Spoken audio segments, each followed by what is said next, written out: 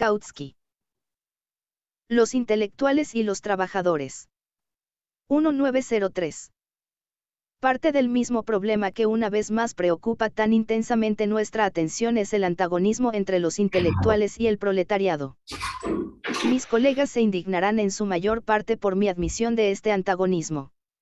Pero en realidad existe, y como en otros casos, sería una táctica muy inconveniente tratar de hacer frente a este hecho ignorándolo. Este antagonismo es social, se relaciona con las clases y no con los individuos. Un intelectual individual, como un capitalista individual, puede unirse al proletariado en su lucha de clases. Cuando lo hace, también cambia su carácter. No es de este tipo de intelectual, que sigue siendo una excepción entre sus compañeros, de lo que trataremos en las siguientes líneas. A menos que se indique lo contrario, usaré la palabra intelectual para referirme solo a la corriente común de intelectual, que adoptan el punto de vista de la sociedad burguesa y que son característicos de los intelectuales en su conjunto, que se encuentran en un cierto antagonismo con el proletariado. Este antagonismo difiere, sin embargo, del antagonismo entre el trabajo y el capital. Un intelectual no es un capitalista. Es cierto que su nivel de vida es burgués y debe mantenerlo si no quiere convertirse en un pobre, pero al mismo tiempo tiene que vender el producto de su trabajo, y con frecuencia su fuerza de trabajo, y él mismo es a menudo lo suficientemente explotado y humillado por los capitalistas. Por lo tanto, el intelectual no se encuentra en ningún antagonismo económico con el proletariado. Pero su condición de vida y sus condiciones de trabajo no son proletarias, y esto da lugar a un cierto antagonismo en los sentimientos y las ideas. Como individuo aislado, el proletario no es una entidad. Su fuerza, su progreso, sus esperanzas y expectativas se derivan enteramente de la organización, de la acción sistemática en conjunto con sus semejantes. Se siente grande y fuerte cuando es parte de un organismo grande y fuerte. El organismo es lo principal para él, el individuo en comparación significa muy poco. El proletario lucha con la mayor devoción como parte de la masa anónima, sin perspectivas de ventaja personal o gloria personal, cumpliendo con su deber en cualquier puesto que se le asigne, con una disciplina voluntaria que impregna todos sus sentimientos y pensamientos. Muy diferente es el caso del intelectual. Lucha no por medio del poder, sino por el argumento. Sus armas son su conocimiento personal, su habilidad personal y sus convicciones personales. Puede alcanzar una posición solo a través de sus habilidades personales. Por lo tanto, el juego más libre para estos le parece la condición principal para el éxito. Es solo con dificultad que se somete a servir como una parte que está subordinada al todo, y luego solo por necesidad, no por inclinación. Reconoce la necesidad de disciplina solo para las masas, no para unos pocos elegidos. Y, naturalmente, se cuenta entre estos últimos. Además de este antagonismo entre el intelectual y el proletario en el sentimiento, hay otro antagonismo.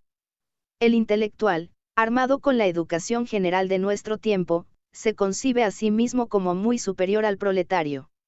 Incluso Engels escribe sobre la mistificación académica con la que se acercó a los trabajadores en su juventud.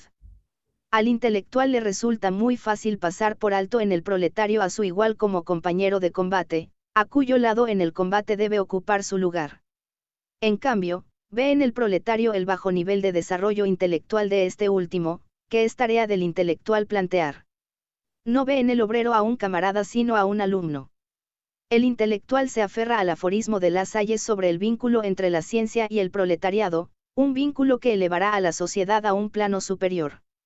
Como defensores de la ciencia, los intelectuales acuden a los trabajadores no para cooperar con ellos como camaradas, sino como una fuerza externa especialmente amistosa en la sociedad, ofreciéndoles ayuda. Para Lassalle, que acuñó el aforismo sobre la ciencia y el proletariado, la ciencia, como el Estado, está por encima de la lucha de clases. Hoy sabemos que esto es falso. Porque el Estado es el instrumento de la clase dominante. Además, la ciencia misma se eleva por encima de las clases solo en la medida en que no se ocupa de las clases, es decir, solo en la medida en que es una ciencia natural y no una ciencia social. Un examen científico de la sociedad produce una conclusión completamente diferente cuando la sociedad se observa desde un punto de vista de clase, especialmente desde el punto de vista de una clase que es antagónica a esa sociedad.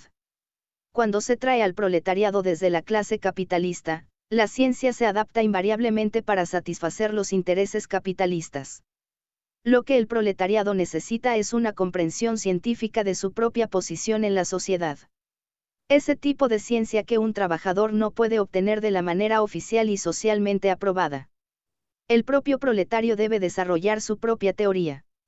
Por esta razón debe ser completamente autodidacta, sin importar si su origen es académico o proletario. El objeto de estudio es la actividad del proletariado mismo, su papel en el proceso de producción, su papel en la lucha de clases. Solo de esta actividad puede surgir la teoría, la autoconciencia del proletariado.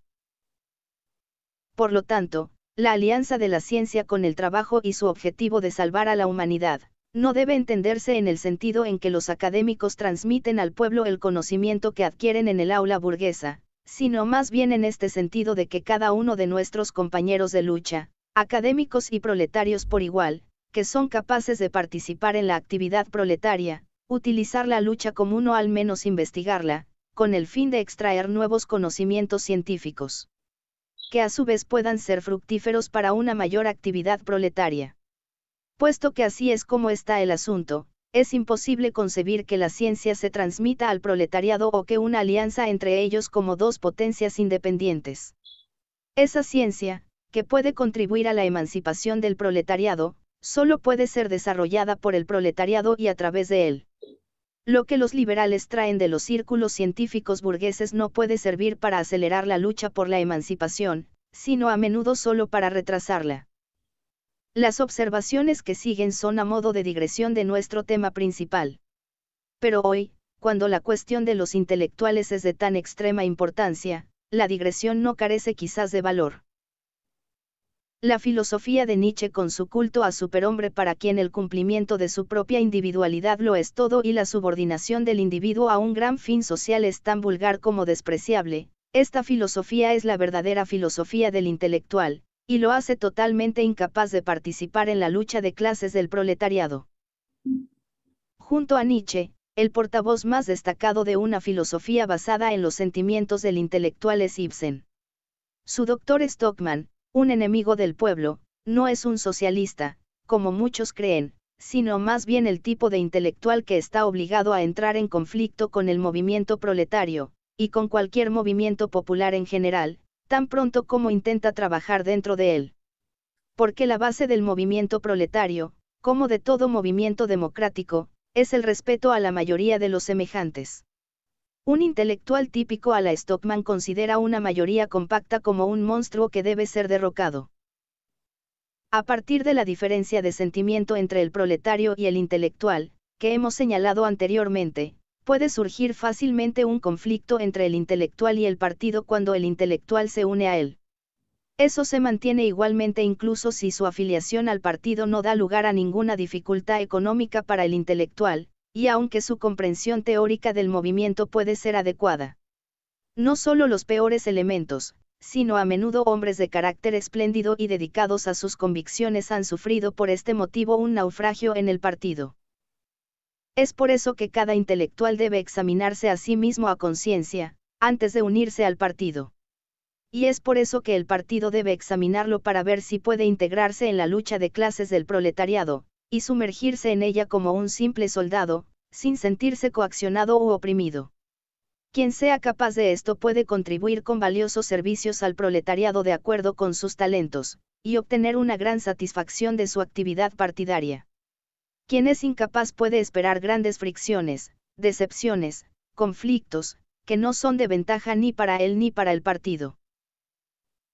Un ejemplo ideal de un intelectual que asimiló a fondo los sentimientos de un proletario, y que, aunque un escritor brillante, perdió bastante la manera específica de un intelectual, que marchó alegremente con las bases, que trabajó en cualquier puesto que se le asignó, que se dedicó de todo corazón a nuestra gran causa, y despreciaba los débiles quejidos sobre la supresión de la propia individualidad, como los individuos entrenados en la filosofía de Nietzsche e Ibsen son propensos a hacer cada vez que están en minoría, ese ejemplo ideal del intelectual que el movimiento socialista necesita, fue Wilhelm Liebknecht. También podríamos mencionar a Marx, que nunca se forzó a sí mismo a la vanguardia, y cuya disciplina cordial en la internacional, donde a menudo se encontraba en minoría, fue ejemplar. Karl Kautsky.